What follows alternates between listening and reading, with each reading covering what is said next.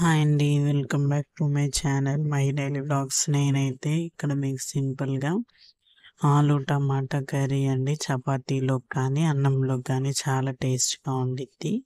కుక్కర్లో ఈజీగా ఎలా చేయాలో చూపిస్తాను. ఇంకా నేనైతే 1 స్పూన్ ఆయిల్ వేసానండి. ఆయిల్ హీట్ అయిన తర్వాత తాలింపు గింజలు అయితే వేసాను.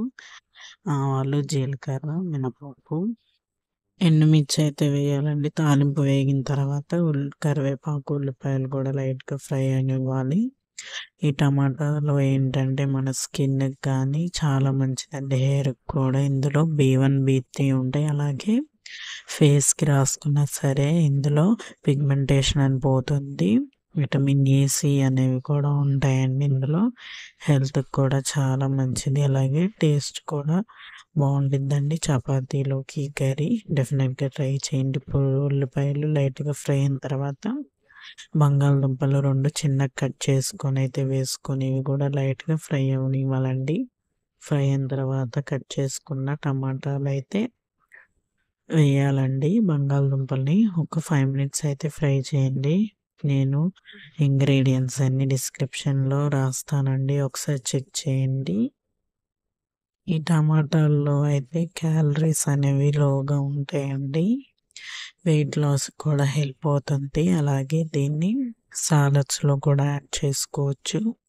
మార్నింగ్ జ్యూస్గా కూడా తాగుతారండి చాలామంది. దీంట్లో క్యారెట్, బీట్రూట్ అలాగే టమాటా వేసుకొని జ్యూస్లా కూడా చేసుకోవచ్చు, చాలా బాగుండిద్ది.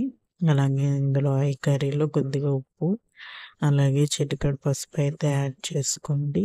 బంగాళదుంప కూడా చాలా మంచిదండి, ఫేస్కి అప్లై చేసుకున్నా సరే ట్యాన్ అంతా పోతుంది.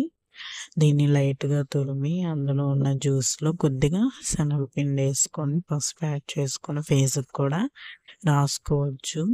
ఫేస్లో గ్లో కూడా పెరుగుతుంది. డెఫినెట్గా ట్రై చేయండి. ఇక్కడైతే నేను కొద్దిగా వాటర్ వేసి 3 విజిల్స్ అయితే రానివ్వాలంటే కుక్కర్ మూత పెట్టేసి 3 విజిల్స్ తర్వాత మనకి ఇలా అయితే కర్రీ అనేది సింపుల్గా రెడీ అయిపోతుందండి, ఆలు టమాటా కర్రీ.